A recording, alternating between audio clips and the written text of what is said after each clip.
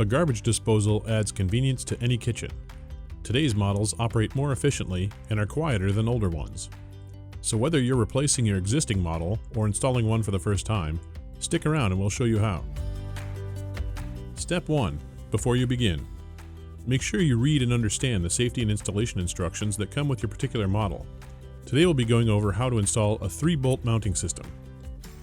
If you're also installing a new sink, attach the disposer to the sink before setting the sink into place. For working under an existing sink, a bucket and towel will help you keep your workspace clean and dry. Step 2. Removing the old disposal. Begin by shutting off all power to the disposer at the breaker panel. If your disposal plugs into the wall, simply unplug it. If your disposal is hardwired, remove the access panel to the wires and undo the electrical connections. Again, make sure the power is turned off first.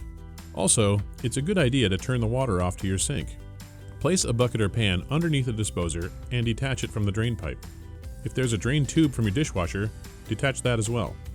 Now insert a screwdriver into the locking ring and unlatch the old disposer and carefully lower it. Step 3. Replacing the sink flange. If you need to install a new sink flange, loosen the mounting screws of the existing one and pry out the mounting ring. From above, remove the old sink flange and clean any old putty out from the sink. Now roll and apply fresh plumber's putty on the new sink flange. Place a towel down and use a weight, such as your new disposer, to hold the flange in place while you install the new mounting ring from below. For the 3-bolt style, put the new gasket and mounting ring over the sink flange and secure with the snap ring. Tighten the 3 screws on the mounting flange in progression so they're snug, but don't over-tighten. Step 4. Installing the new disposal. If your new disposer will connect to your dishwasher, remove the knockout plugs by tapping with a hammer and screwdriver. Then remove the plug from the disposer. If you cannot get it out, you can leave it in there and the disposer will grind it up within a few days. If you do not have a dishwasher, leave the plug in place. If your new disposal is hardwired, remove the electrical access plate and attach the wires according to the manufacturer's instructions.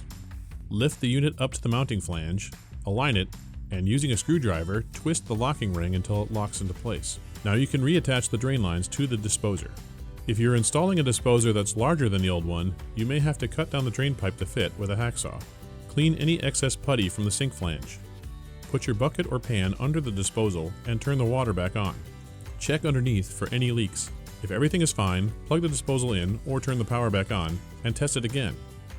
Check your owner's manual to see what you can or cannot put down your garbage disposal.